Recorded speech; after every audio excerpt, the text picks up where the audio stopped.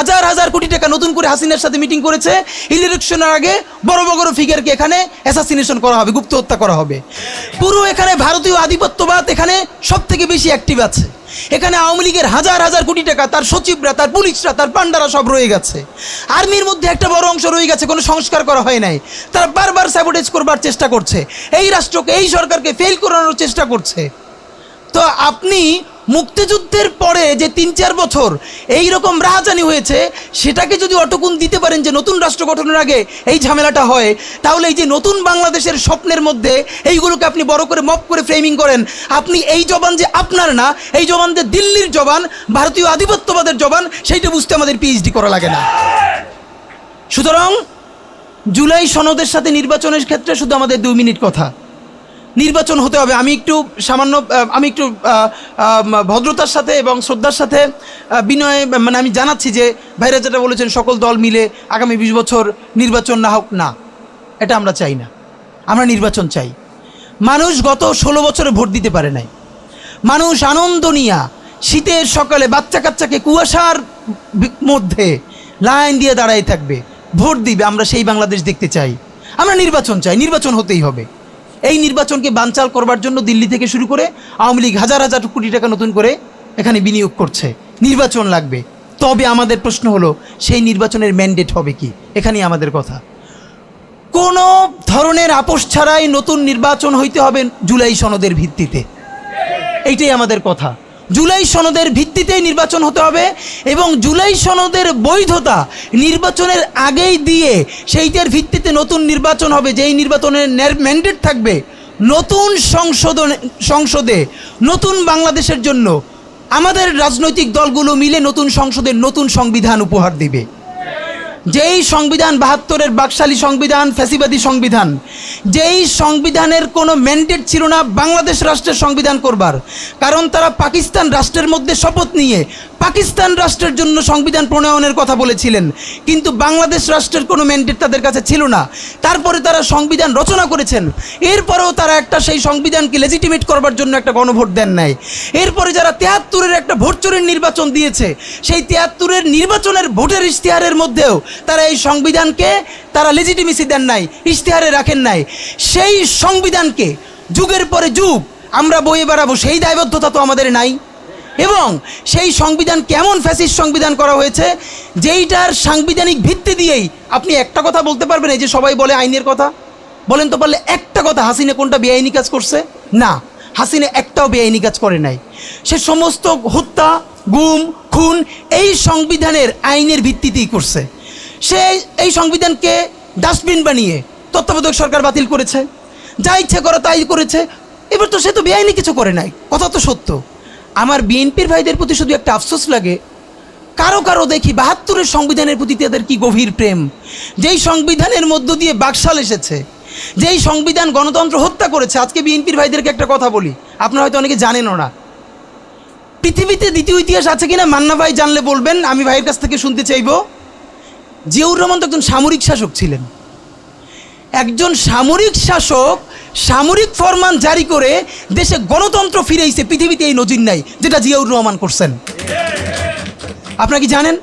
এই যে জিয়াউর রহমান গণতন্ত্র ফিরাইলেন, যার মাধ্যমে আওয়ামী লীগও রাজনীতি করার সুযোগ পাইল বাকশালের পর, সেটা কিসের মধ্য দিয়ে? তখন তো সংসদ নাই, সংবিধান তো সংশোধনও করা যাইতেছিল না।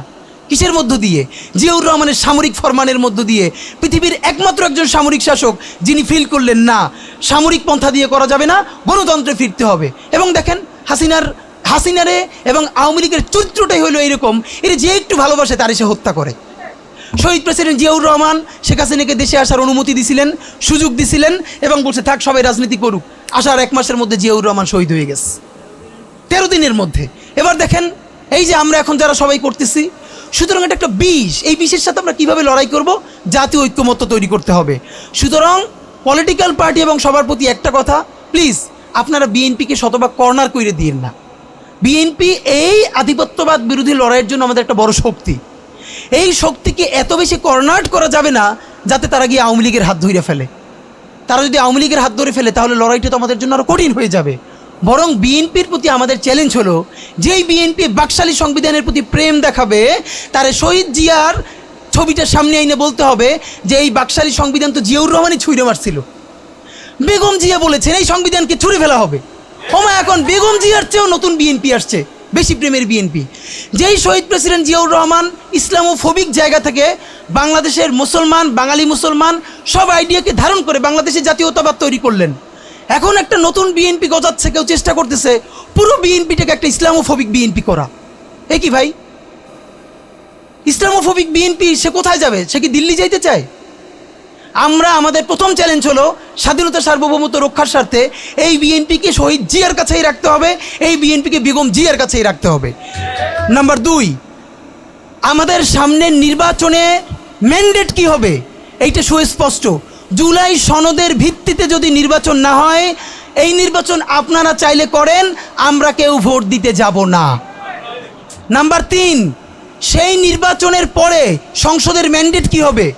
সংসদে জুলাইয়ের বর্তমান সনদে যেটা স্বাক্ষরিত হবে সবার ঐক্যমত্যের ভিত্তিতে, এটা নির্বাচনের আগে মানে সংবিধান সংশোধন করা ছাড়াই অধ্যাদেশের বলে বলে যেটা করা সম্ভব সেটা আগেই করে ফেলতে হবে এবং তাকে দিয়ে নির্বাচন করাইতে হবে।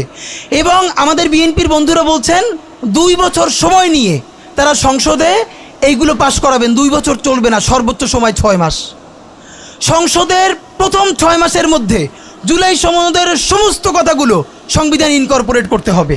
যদি পারেন নতুন সংবিধান করতে হবে, নতুন সংবিধান করতে না পারলে এইটার মধ্যে ইনকর্পোরেট করতে হবে। রাজনৈতিক বিভাজনের ফাঁকে একমাত্র সমস্ত সুবিধা নেবে ফ্যাসিবাদ, ফ্যাসিবাদের শক্তি এবং আওয়ামী লীগ। আমরা আমাদের জীবন থাকতে বাংলাদেশের মাটিতে ভারতীয় আধিপত্যবাদ থেকে শুরু করে আর কোনো বিদেশি আধিপত্যবাদ, হাসিনা এবং ফ্যাসিবাদকে মেনে নিব না। এবং আমরা যদি শহীদ হয়ে যাই, আমাদের সন্তানেরা লড়বে, তার সন্তানেরা লড়বে। কিয়ামত পর্যন্ত বাংলাদেশ নামক জমিন যতদিন বেঁচে থাকবে ততদিন পর্যন্ত আজাদির সন্তানেরা লড়াই করবেই করবে। ওদেরকে স্কুলে, কলেজে, ইউনিভার্সিটি দিনের পরে দিন কাউন্সিলিং করা উচিত ছিল। আপনি কাউন্সিলিং করেন নাই, ওদের পুনর্বাসন করতে পারেন নাই, শহীদদের পরিবারের পুনর্বাসন করতে পারেন নাই। এখন এই ছেলে মেয়েগুলো দেখে যে এই রক্তের মধ্য দিয়া সে চিরতরে অন্ধ হয়েছে, পঙ্গু হয়েছে, এখন তারপর ন্যূনতম বিচারই শুরু হয় নাই, বিচার নাই, সংস্কার নাই। সে বরং দেখতে পাইতেছে সেই আগের পুরনো আওয়ামী লীগ জিকে বসতেছে, যাতে তার মনে হইতেছে সে যে এবার অন্ধ হয়ে বাইচে আছে সেটাও হয়তো বাইচে থাকতে পারবে না, এবার হয়তো তাকে হত্যা করে ফেলা হবে। সেই রিয়াকশনে সে কাউকে গালি দিচ্ছে। এই গালিকে আপনার এত অপবিত্র মনে হয়, কিসের সাথে তুলনা দেন? গত 15 বছর যার তুলনা একমাত্র জাহান্নামের সাথে হইতে পারে। তো আপনারা কি বুঝাইতে চান আমাদেরকে? এগুলো মনে করেন আমরা বুঝি না? নাম ধরে বললে পলিটিক্যাল পার্টিগুলো বেশি প্রেশার ফিল করে। আমার বিভিন্ন টিভি থেকে ফোন করে বলে, ভাই আপনার সাথে তো অমুক দলের অথবা অমুক দলের কেউ আসতে চায় না। এখন এই জন্য আমার কি হয়েছে, তারা যাতে একটু ট্রাস্ট পান, একটু কনফিডেন্স পান, এই জন্য কথার উত্তর দিই না। আমার এক বড় ভাই টকশোতে বললেন, তুমি থাক, ওনারা মুরব্বী মানুষ, তুমি যদি 2 শব্দ কম বলো তোমার জীবন পড়ে আছে, কিছু হবে না।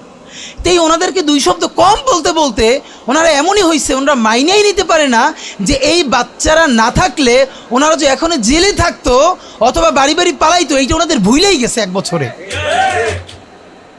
তো সেই বাচ্চার গালিগালাজরে আপনার এত খারাপ লাগে? আমি বলেছি সমস্ত গালিগালাজ বন্ধ হয়ে যাবে। আমি এখন আপনারা চাইলে আমার কাছে একাডেমিক থিসিস আছে কেন গালি দেওয়া যাবে। শুধু গালি দেওয়াই যাবে না, এই গালি কেন বৈধ এমনি তো বলা যাবে না, যে একাডেমিক থিসিস আছে। আমি আন্দাজে কথা বলি না, আমি একটা বিশ্ববিদ্যালয়ে পড়াইও। তো এইটা আমি বলতে চাই না, তখন আবার বলবেন যে গালিকে প্রমোট করে।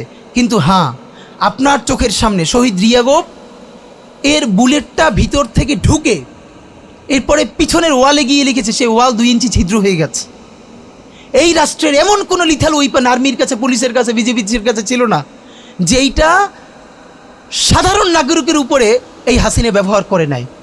আপনার বুকের মানিক আপনার সামনে বসে কলিজা ছিঁড়ে ওয়াল ছিদ্র হয়ে যাচ্ছে, তখন আপনি রবীন্দ্রসঙ্গীত গাইবেন?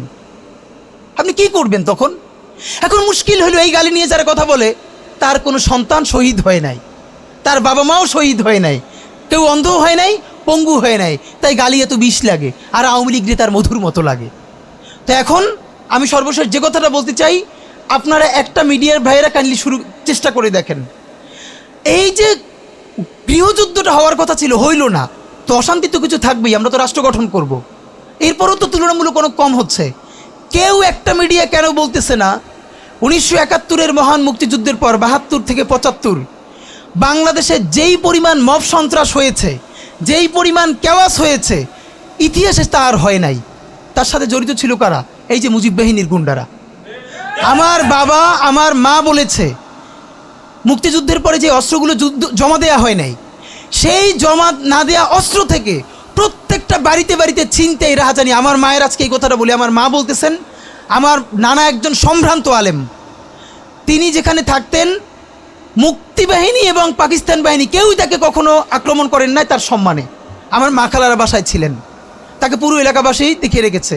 বাট মুক্তিযুদ্ধের পরে আমার মা বলেছে, তখন তার বয়স 16, আমার মা আমার খালা এবং এলাকার অনেক মেয়েদেরকে যাদের চেহারা একটু ভালো ছিল তাদের গায়ে কালি মেখে তারপরে অনেক সময় মাটির নিচে বাংকার বানিয়ে বা বিভিন্ন জায়গায় রাখা হতো তাদের সম্ভ্রম রক্ষা করবার জন্য। এই মুজিব বাহিনীর গুন্ডারা সেগুলো করেছে না? এমন কোনো চিন্তা নেই। ব্যারিস্টার ফুয়াদ ভাই সেদিনকে বলেছেন তার বাবা সে অসংখ্য সালিশ করেছে তাদের এলাকায় যে এই গুন্ডাগুলো মুক্তিযুদ্ধের পর বিভিন্ন জায়গায় ছিনতাই করতো, তারপরে এলাকাবাসী আইনে গাছের সাথে বাইধে রাখতো, এরপর এলাকার মুরব্বীরা আবার সব উদ্ধার কইরা মানুষের কাছে কাছে দিয়ে আসতো। হওয়ারই কথা ছিল একটা নতুন রাষ্ট্র, আইনশৃঙ্খলা বাহিনী প্রতিষ্ঠিত হয় নাই, প্রচণ্ড কেওয়াজ হবে, তারপরে নতুন রাষ্ট্র গঠন করতে হবে, আইনশৃঙ্খলা বাহিনী ঠিক করতে হবে, স্বাভাবিক তো। তাহলে মুক্তিযুদ্ধের পরের কেওয়াজ যদি আপনার কাছে মব না হয়, তাহলে এরকম তুমুল গণহত্যার পরে যখন গৃহযুদ্ধ হয়ে যাওয়ার কথা সেইটা হয় নাই, বরং এখনও এখানে এস আলম